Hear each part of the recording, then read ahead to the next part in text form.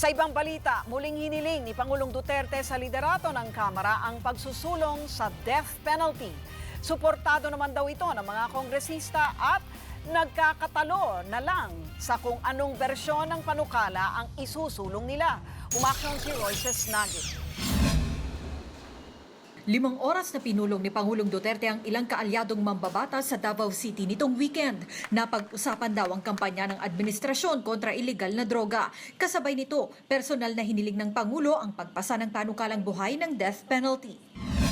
Usually conscience vote yan eh. So sa akin, I'm willing to listen to the arguments kung bakit kailangan ibalik at open naman tayo dyan.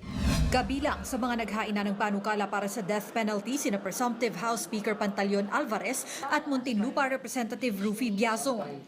Sa bersyon ni Alvarez, ipapataw ang parusang kamatayan para sa lahat ng itinuturing na heinous crimes o karumal-dumal na krimen. Pero sa panukala ni Biazon, drug traffickers lang ang papatawan ng death penalty.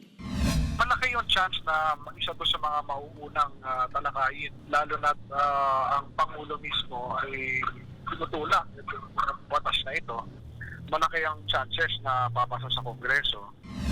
Para naman ipakita ang pakikiisa sa kampanya ng administrasyon kontra droga, isinusulong din sa Kamara ang mandatory drug testing para sa lahat ng mambabatas at kanilang mga empleyado. Suportado ito ni Alvarez, pero para kay Congressman Biazon, hindi ito kailangang gawing mandatory. Welcome sa akin yun, at isa yan sa paraan para makuha natin ang kumpiyansa ng taong bayan. Social pressure is enough para makumpel na sumang-ayon kahit hindi gawing mandatory.